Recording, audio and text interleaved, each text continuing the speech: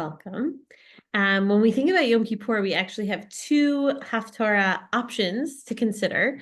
The first is the Haftarah at Musaf at Shachar, during Torah reading time. And the other is that we read a Mincha Haftarah as well, and that's Sefer Yonah.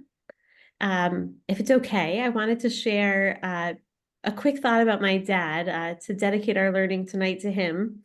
In the shul in which I grew up, the president of the shul got to read Sefer Yonah. It was like considered a big honor. And my dad, I think he became shul president so he could read Yonah like that. He was willing to do all the hard parts, but that's what he wanted. And then my cousin's bat mitzvah was on Sukkot, and we went to Israel for 2.5 weeks, and we were in Israel for Yom Kippur, and my dad was very sad. He had really wanted to read Sefer Yonah. Not as well as he did. That's right. And no one would ever trade with him afterwards. It was like, he didn't want another term. But so I often think about him at this time of year. And I think that Yonah is sort of a misunderstood character, like a little bit of an underdog. And my dad always rooted for the underdog. So I'm sure he would have loved to be here learning with us tonight. So Sefer Yonah, a difficult book to date and a difficult character to pin down. There's a lot of debate about when Yonah is in Treyasar, so he's one of the minor prophets, but when and exactly who Yonah was is a little bit confusing. And I think that we often think of Yonah as like the runaway prophet, right? The negligent prophet. He has sort of bitter grapes at the end when the people of Nineveh do repent. And if you think about why we read Yonah on Yom Kippur, I think a lot of people, probably my 5th and 3rd graders, would say, oh, because the people of Nineveh do teshuvah. It's supposed to inspire us to do teshuvah. But if that is the point, the story is written sort of poorly, right? Then I think you would highlight the people of Nineveh and how bad their sins were and how hard they worked to repent. It does seem like something about Yonah is also sort of Yom Kippur worthy in its own right, maybe is what I would say. And the Midrash, I think, works to give some like shading, some nuance, some color to Yonah, which I think is interesting. So I'm going to share the source sheet here. Oh, there we go. Okay, well, let's make it much bigger. So I want to look briefly at a Midrash Tanchuma, which is a shorter piece about who we compare Yonah to, and then to do a sort of deeper dive into a Midrash about what happens to Yonah when he's in the fish. And then maybe we'll do a bonus text at the end if we have time. So, oops, I love Sefaria, but we don't need it here right now. Okay. Okay, so this first Midrash, it says, it's in Toldot, so it's not on Yonah specifically, but it says that when God wants to,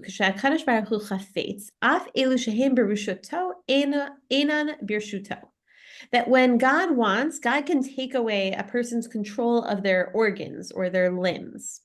So they say, Minayin, how do we know this? Mi Moshe, mi Bilam, Yonah, Yirmiyah, Yeravam. So that's an interesting list of people to be associated with, right? When we think about Yonah, I would say, oh, Yonah doesn't belong in the same category as Moshe, but I also am not sure he belongs in the same category as who we call Balaam the Rasha, right? Yonah certainly doesn't seem like as great a prophet as Yirmiyahu, but also doesn't really belong with Yeravam, right? It's a funny list, a varied list. But so what is the example? What does this mean? So they go into this long story about Moshe, who I think we don't often think of as a reluctant prophet, but in fact was very reluctant, right? When God comes to Moshe at the sneh, at the burning bush, and says, now you're going to go, right? God says, I'm going to send you to Paro. And Moshe replies, Lo ish devarim anochi, right? Please don't send me. I am not very good at this. And God replies again, trying to convince Moshe to go, right? And it says in the Midrash that he even tried for 7 days to persuade him. So I thought this was like a quick conversation at the burning bush, but it might have been like a days-long conversation. And then Moshe says, right, Shlach na b'yad tishlach. Please send whoever you want to send, not me. And then God loses God's patience with Moshe, right? There's always that turning point in a discussion about who's doing what. Amar lo HaKadosh Baruch Hu, ma ata savur sheraglecha birshutecha? Do you really think your feet are under your own control? Amad v'halach shelo betuvato. And Moshe went to Paro against Moshe's own will. So this reframes the whole Moshe story for me in a lot of ways.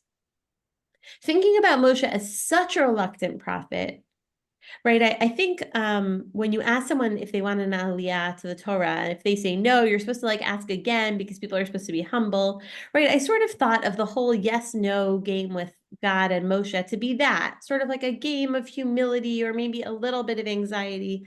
But here it seems like Moshe is as reluctant, perhaps, as Jonah. Right? He says, I'm staying here. And God says, actually, I'm going to force your feet to walk to Paro. And then, right, that in Yonah, what happens? God says, Kum lech al Ninveh ha'ir ha'gedolah, right? Go to Ninveh, ve'akam Yonah livrach Tarshisha milifnei Hashem. Right, and Yonah gets up to run away to Tarshisha, to Tarshish, away from God, vayered Yafo, right, and to go to Yafo. And so what happens to Yonah? It's a little bit more harsh than what happens to Moshe, right? Why? I guess my first question, or one of my many questions for the Midrash, is why did God just force Moshe's hands, literally his feet, to go to Paro, but Yonah had to be cast into the belly of a fish first up? I don't know. But in the end, and it's just such a funny image, his hair all fell out. Because of the heat of the belly of the fish. Like somehow this was like a degrading experience, right? The fish swallows Yonah and his hair and his beard fall out. He comes out totally bald. And what's the conclusion? So I think that I don't think that the Midrash is saying, see, Yonah is like Moshe, the greatest rabbi and teacher and leader of all time. But I do think they're saying, look, it's not just Yonah. Even Moshe had such great doubts. And so the way I think about this Midrash is almost maybe closing the gap a little bit. Right? Moshe is the greatest of all time. Yonah is like this terrible, wimpy guy who doesn't want to do the right thing, complains, and abdicates responsibility over and over. And it seems like the Midrash is saying, look, there's actually a commonality between them. Lots of people don't want to do God's bidding, right? Yirmiyahu, I talked about this on Rosh Hashanah, right? Yirmiyahu gets so frustrated with being a prophet, he tells God he wished he had never been born. So certainly the melodrama of prophets was high, and Yonah is not alone. So I think that's my starting point, is saying like, look, Yonah is actually an interesting character. He's not all bad, he's not all good. But so what about Yonah is inspiring, right? This is the uninspiring part, that he runs away, that he hides in the bottom of the boat, that he doesn't, help out the sailors, that even once they repent, Yonah is sort of whiny about it. So if there's something about him that's like Moshe, that's sort of redeeming, what is it? So the Pirkei de Rabbi Eliezer tells a fascinating story about what happens to Yonah when he's in the fish. Because maybe before we even start, like, I wonder, what your image is of what Yonah is doing down there in that fish. Right. So Yonah, the sailors draw straws, and Yonah picks the short straw, and he gets thrown into the water, and a big fish swallows him. And Yonah davens intently, perhaps why we do read about him on Yom Kippur, and the fish throws him up. So, like, what happens in the fish? I will say, I sort of picture him as sitting alone in this like dark, maybe really hot place, and davening, right? Like a Yonah God experience. But the Midrash goes in a radically different direction. Hello, Bobby, welcome. Thank you. We are about to dive into the piece, which I will put the link to the Hartman Shir in here. Bobby had told me about Hartman runs a series called Texting, like capital TEXT-ing. And Alana Steinhain, who is a master teacher, goes through, engages with a text with a chavruta. It happens to be her husband, who is named Yonah. And she actually, this sort of centerpiece of my shir is the text that she delves into. It was really interesting to hear her perspective. And I highly recommend it. It's 30 minutes, not too long, super interesting. But this is where we're going to dive in. I started a little before Alana, because I think that this is such an interesting framing, like thinking about what the fish looks like. So first of all, Rabbi Tarfon says something interesting, which is that the dog that swallows Yonah was made in the Sheshet Yemei Breshit. So this is like a predestined thing that's going to happen, right? So if we think about God forcing Moshe's feet to go to Paro, whether we want to think about it as Yonah abdicating responsibility or not, God knew it was happening. Whether God forced it or Yonah forced it, God had prepared for this thousands of years before Yonah even appeared on the scene. But here is his entrance. Nichnas bepiv ka'adam shehu nichnas bebeit ha'knesset ha'gadola va'amad. Yonah enters the mouth of the fish just as a man enters the great synagogue, and he stands within. And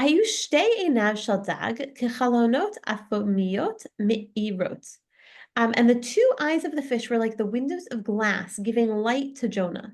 So this sounds like a little cathedral-y, right? That's probably not the language the Midrash had, but I'm picturing some beautiful big windows that are letting in light.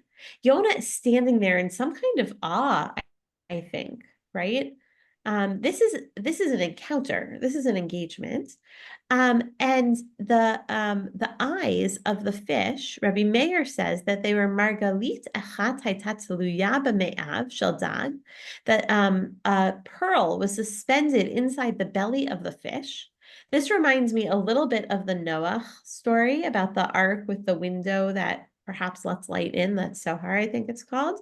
And it gives me'ira liyona, gives light, kashemesh hazeh shehu me'ir b'tzoharayin. It gives sort of an afternoon light to Yonah. Uma'aralo kol ma shebayam u'b'tohumot. And we're about to see what is in the depths of the sea in its depths. But this idea that Yonah is standing in some like magical ship that is showing him everything in the sea, like a submarine. This reminds me of the Magic School Bus. I don't know if any of you have engaged with the Magic School Bus, but it's like Yonah has come onto this magical fish that is actually quite beautiful, right? When you compare it to the Midrash Tanchuma on Toldot, this is a fish that is so hot that it singes all of his hair off. This is certainly not that, I would say. And Yonah is entering into what is going to become what I would call an odyssey of his own. And so certainly this sets the stage because he's standing there in awe of this great entrance to this fish, which has these beautiful eyes and pearl. Okay, and then I think maybe I was shocked already, but even more shockingly, the fish starts to talk to Yonah, right? So I had thought that this whole experience was like a God-Yonah interaction, which is sort of how I think about Yom Kippur. But it turns out that Yonah needed a chavruta. And that, I think, is what I would say is like my core thesis here. I think that Yonah needed someone to help him be brave, and the fish is the one who's going to help Yonah. So the fish says to Yonah, oh, like, hello, welcome to my cavernous insides. Did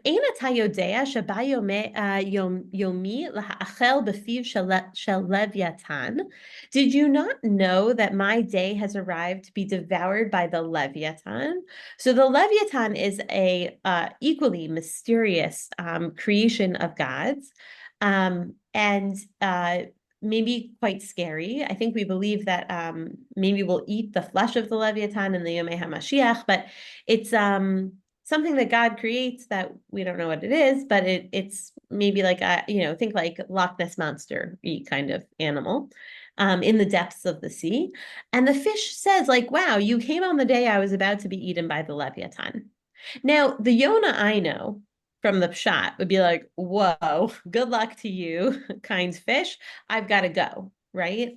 Yonah is not one to stick around and take on other people's battles. He doesn't want to go to Nineveh to help them repent.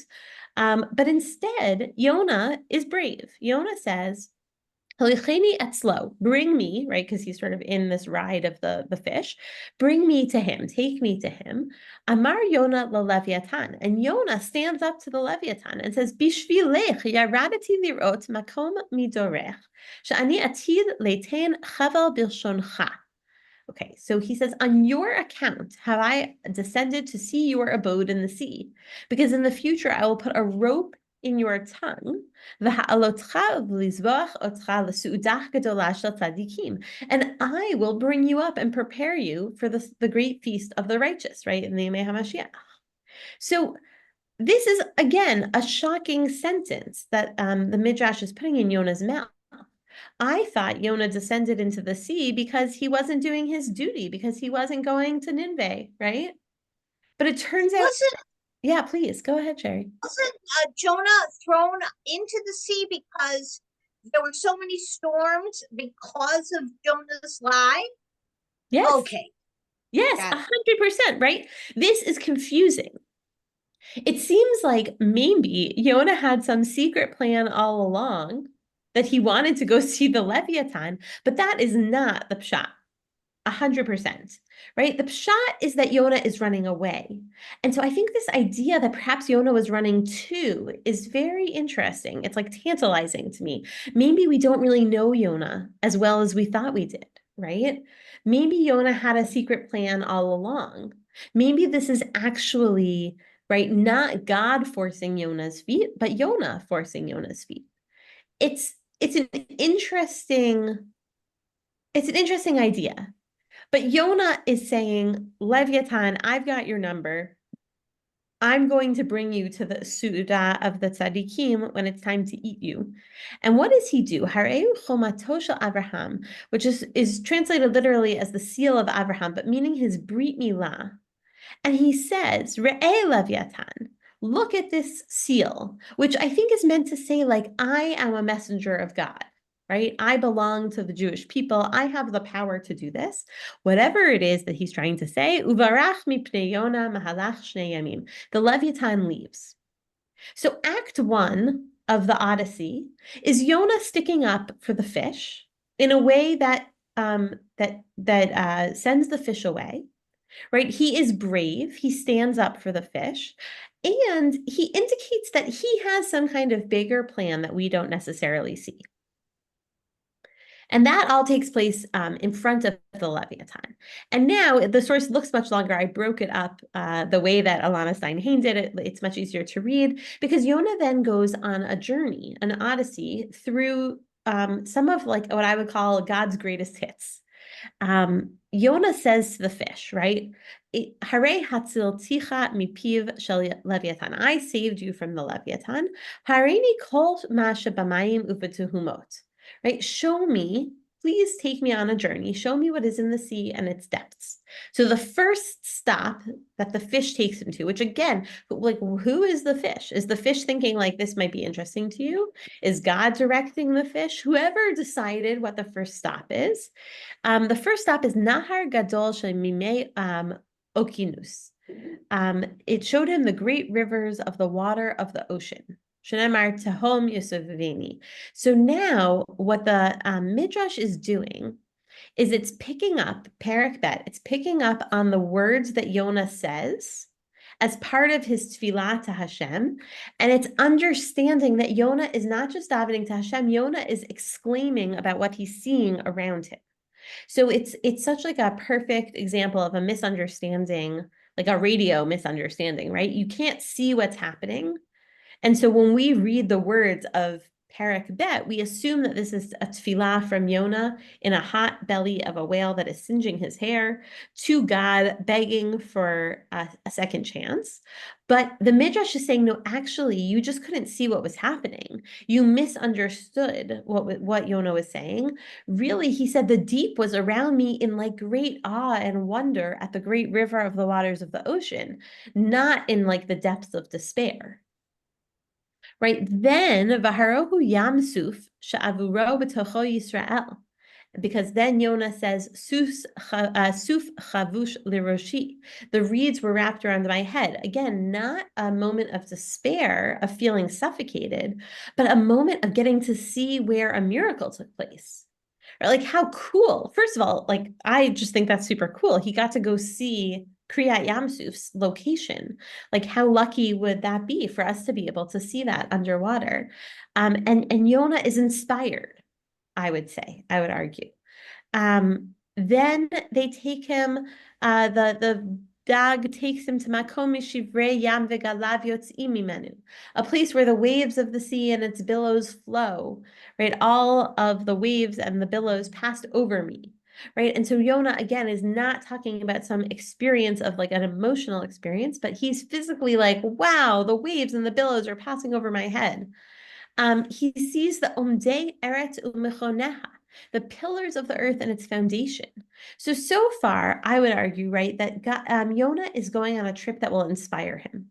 Yonah needed to see the great power of God, all the things that God had done for the people, right, especially for Bnei Israel in the Yam Suf, but the pillars of the earth, all of those things, because Yonah was not feeling inspired when he ran away. Right. And so it seems like maybe if his whole plan was to come down to the ocean, it seems like Yonah was going to look for inspiration, and he was going to look for maybe some reassurance that God was going to take care of the people, right? One of the sort of redeeming midrashim about Yonah is that the reason he didn't want the people of Nineveh to do teshuvah is he knew that they would then go on to ultimately help to bring about the destruction of the Beit HaMikdash. And so here it seems like he's looking to see, like, even when things get rough, God takes care of us. Then there's like a little bit of a shift, right? Because the fish takes him to Gehenna. Right? You've brought up my life from destruction. And so now it's not physical destruction. It's not his own physical destruction. He's saying, oh, I actually went down so far. I'm sorry, these English ones seem to be mixed up here, right? That was that one. And to the lowest of the Sheol. And he saw that, mi betem Shaol, right? I cried and you heard my voice because I was physically looking at this place of Shaol. And then v'hareu heichal Hashem, right? So now it's like a little hard to understand how Yonah is seeing this through the eyes of the dog that are in the middle of the sea, but he gets to see beneath the temple of God, which maybe does have water under it, but again, a very like holy and special site. And from here, we learn this interesting thing about Yerushalayim. And then he sees Tachat HaHeichal Hashem, Uvnei Korach Omdim Umitpalalim Aleha. Now, this is a fascinating piece to throw in here, right? When Korach, the famous revolutionary, gets swallowed by the earth, it's a little unclear what happens to his sons. And of course, many of our Tehillim, several of our Tehillim, are written by Bnei Korach. And there is a fascinating, I think it's a Gemara, not a Midrash, about someone who's like walking along the path and there's a crack in the earth and they hear some singing and they somehow like look down into the crack and they see Bnei Korach there. Like, it's possible that, right, we don't actually visit the sins of a father onto his sons. But so Korach's sons maybe were not totally blameless, but they were not totally safe. And so they are not saved from being swallowed by the earth, but they're not swallowed down into Sheol or to Gehenna, where Yonah went even further. But yet they sort of stand by the temple in some way, or underneath the temple, and they pray in a way that we acknowledge.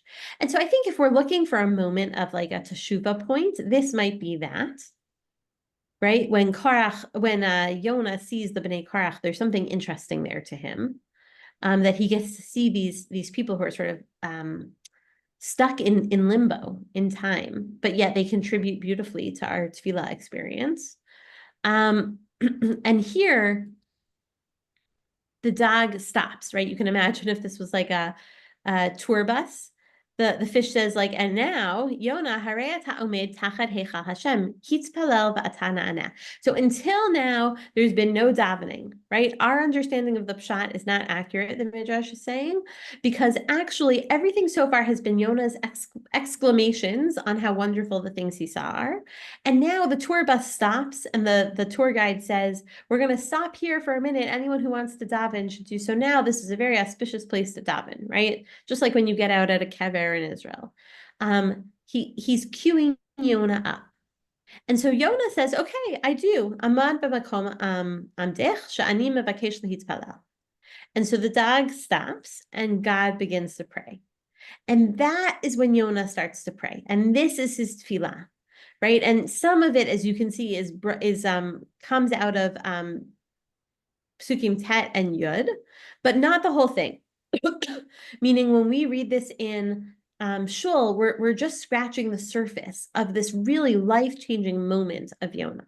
And so what does he say? He says, Ribono shel nikreitz morid uma'aleh. You are called the one who sends down and raises up. Yaradati. I have gone down, right? Not you made me go down, not you threw me out of the ship or the sailors threw me out of the ship, but I went down. I had to go down. I had to go on this odyssey, and then you, God, raised me up. Ha'alani. Nikreitz mimeit umechayeh, right? You're called the one who revives, who kills and revives. Harei nafshi higia lamut hachayeni. Right? I've reached my, right, what do they say? People have to reach their rock bottom. Is that Bottom. what it is? Yeah. Right. And so Yonah says, I got there. I did it. Now I'm ready to be restored to life. It does not seem like Yonah is saying, I'm sorry. Yonah is saying, I had to do this thing.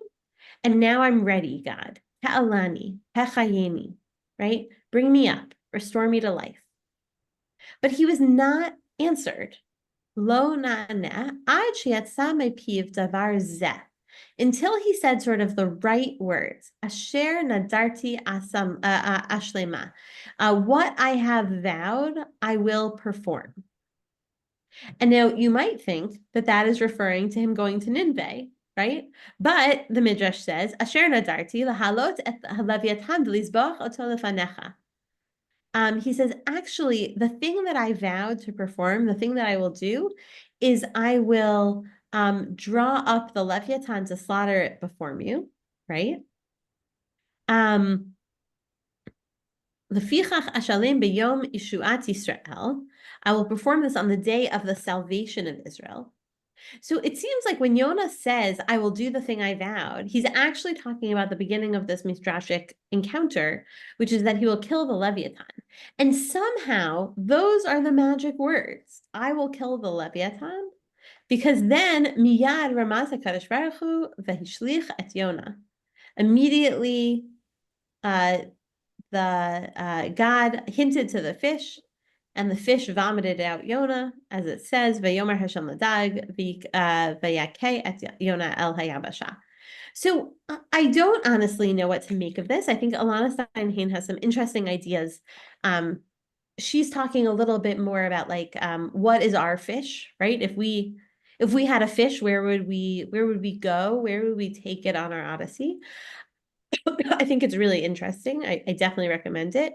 But I think that the question here, I'm not even sure what to make of it, right? Yonah is someone who is totally different than he is in his pshat life. And I think what the Midrash is saying is Yonah is someone who has more beneath the surface, pun intended, than meets the eye. Yonah is someone who's willing to take on the Leviathan.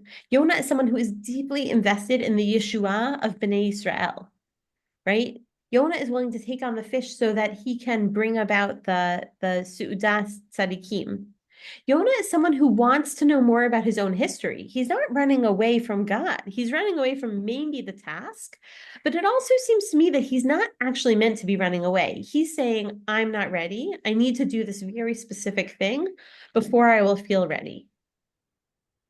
So it's hard to square this with the pshat, as many midrashim are, but to me, there is like something so interesting and sticky about this Yonah that is not as interesting about pshat Yonah. But I welcome ideas. But yeah, maybe before we go on, any thoughts about this wild midrash?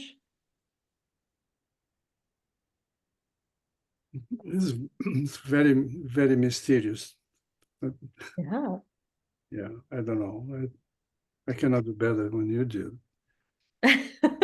Now I'm looking forward to reading it actually on Yom Kippur, because Yeah, print it out, bring it with. it spiced my curiosity.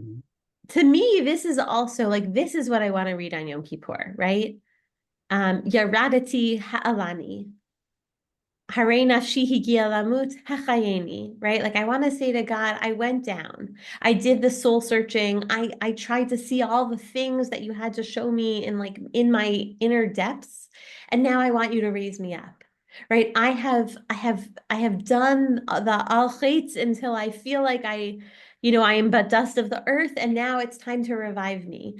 To me, at mincha time, there's something so beautiful about this. Like if you do the work, you're not running away, you're doing the work so that you're ready for God to bring you back up. I think it's deeply inspiring when we think about it in this way. And I think the question of what is your fish is interesting. I also think the question of what is your leviathan is interesting, right? What is that thing that we are supposed to do to bring about the geula of our people? Is it really scary, right? Is it something that like most people can't do? How do we get there, right? I came down to the ocean to see you, Leviathan, right? What is it that we go into our depths to find? What are we battling? And I think that for everyone, that answer is different. And so I love that the Leviathan is sort of an unknown creature because it lends itself to that scope.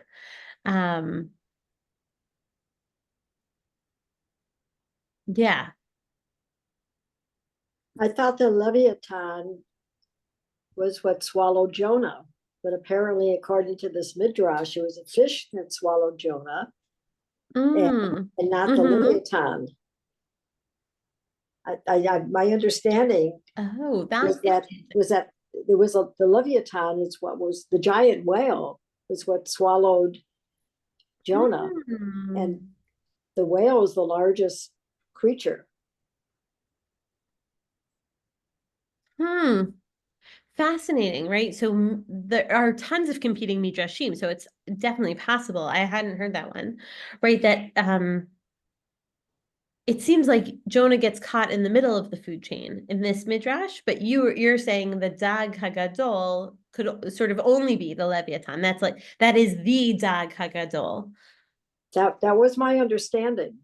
And if you look at a whale, it has a very big belly, and it really could take somebody into it.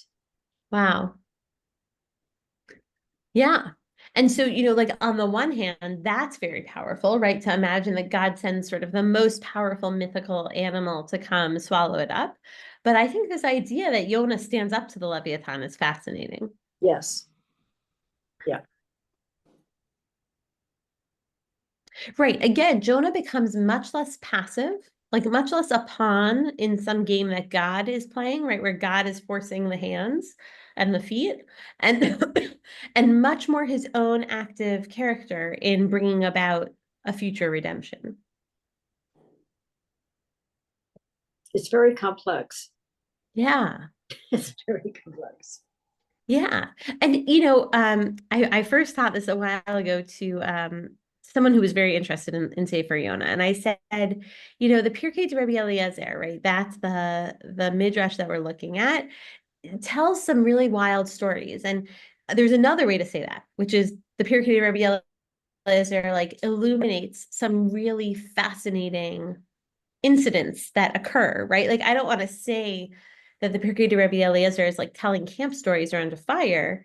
I do think it's more complex than that, but it's hard to imagine that Rabbi Meir really thought that there was a pearl in the belly, right? Or that Rabbi Tarfon really thought that the eyes were like windows, or that any of this really happened. And so then I think that the question becomes so much sharper, right? Like, what is the point of this narrative?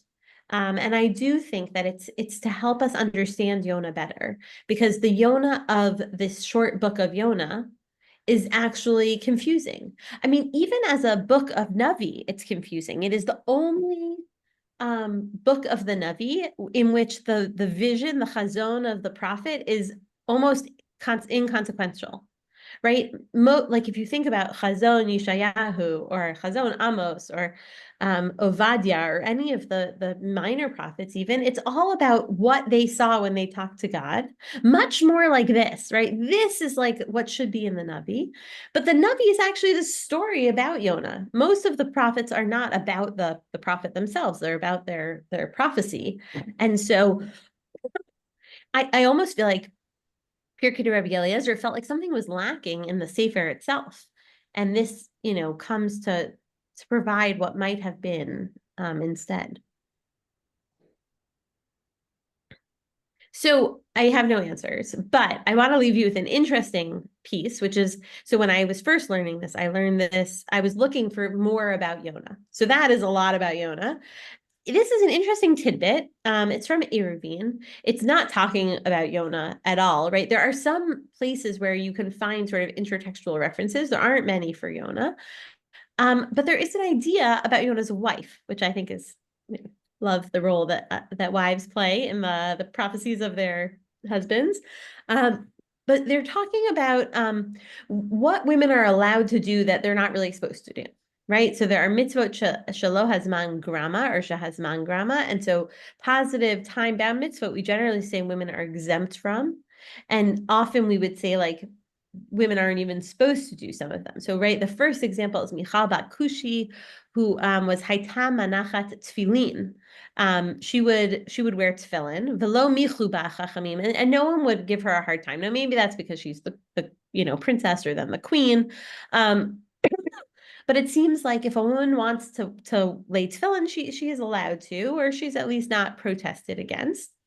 And then similarly, Ishto shel Yonah hayta ola regel velo michu ba chachamim. That the Jonah's wife would undertake the festival pilgrimage, right? She would go on Aliyat HaRegel. Now, what I think is interesting about this is two things. One is that Yonah was like a big enough deal, right? That Michal and Yonah are sort of, and Yonah's wife are sort of on the same level, on some level. She doesn't have a name here, but she seems to be known, right? The sages didn't protest. It makes it seem to me as though there was someone that they were paying attention to, right? Like if I did that, who would protest? Like the sages don't know me. I'm just a random, Eshet someone, Joe Schmo.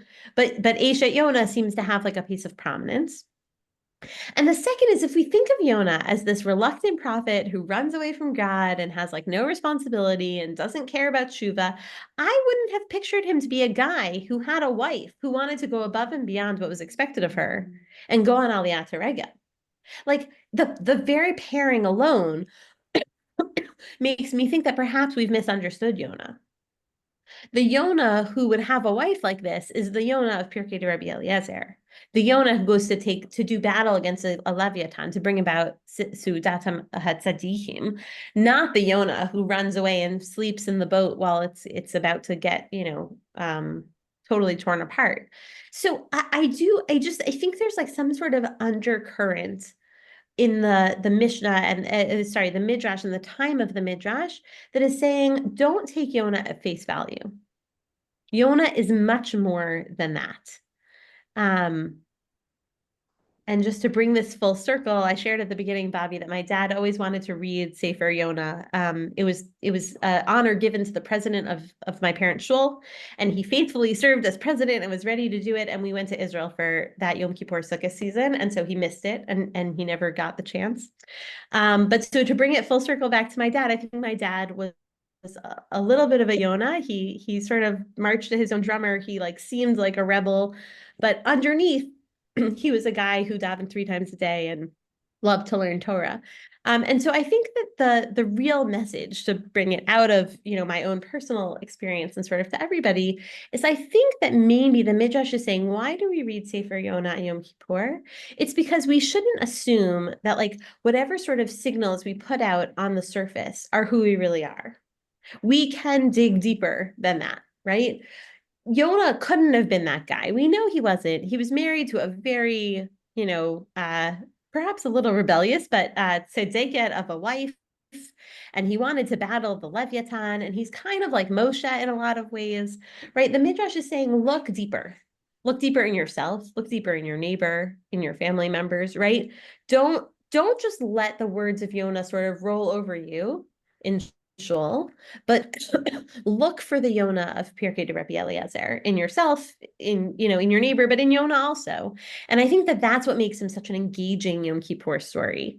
So I encourage you to listen with fresh ears to the book of Yonah and find those sort of moments where we can like peek under the surface of who Yonah is. Maybe not assume that we know, as we've been taught our whole lives, why Yonah runs away or why he gets thrown overboard. Maybe this was all part of his master plan in an attempt to bring Mashiach, and also in an attempt to say to God, Ha'elani, Hechayeni, right? Bring me up. I'm ready.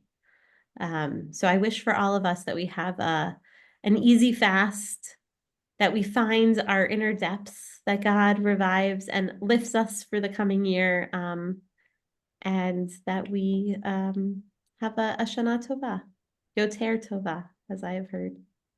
But I welcome more thoughts about Yonah as well. Don't have to give me the final word. I feel that I'm ready for Yonah now. Excellent. Thank you for opening up. Thank you. My pleasure. It was a lot of fun. Thank you, Yael. Yeah, Sherry, did you have a question?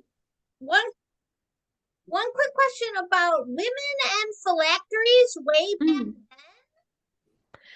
So I'm thinking those are phylacteries. You put them on your arm and your forehead, and yeah, okay. So yes, I think it's unclear how widespread or popular they were in the times of the Navi. Certainly by the times of the Gemara, we know that rabbis wore tefillin. There is a moving far past that, right? There is a midrash, a myth perhaps, that Rashi's daughters wore tefillin. That's obviously in the medieval, times as opposed to Navi times. But yeah, it seems like perhaps the rabbis are at least imagining back tefillin into that time period. And to say, Michal, like sort of on women. So women have always been exempt. And I would say, as there is today. No, forbidden. I think. No, a lot of religious women today are like today. So that is what I was about to say, and I agree with you, Bobby. Right? I think that there have always been women who have desired to wear tefillin as a way to enhance their tefillah experience, the way men do. And there's always been sort of a discomfort, partially because they're mitzvah shehazman grama, right? A mitzvah that is time bound, a positive mitzvah. Partially because it just feels like it's part of like the man's religious wardrobe, not the right. I would say the same thing about tzitzis or tefillah or talis also. And today I think that many women are saying, look, it's actually not forbidden. And if it's not forbidden, I'm going to do it, right? A la Michal. But it was much more contentious then. But of course, the Chachamim were lo michu. They didn't push back against her. So sometimes we've just got to take what we need, men and women alike, when we do it with pure intentions, as we assume Michal did. And I think it's become very acceptable among Dati women. Yeah, many of my teachers at Maharat wear. Yeah. Beautiful. Yeah, a year in which we all take on new mitzvot. I look forward to seeing you after Yom Kippur. I think we will do probably our penultimate, but maybe ultimate Haftarah session on one of the Sukkot or Shabbat Chol HaMoed Haftarot, and then we'll go from there. So Gemar Chatima Tova, wishing you an easy and inspiring fast, and I'll see you soon. And to you and to your family. Thank you. Yael, thank you.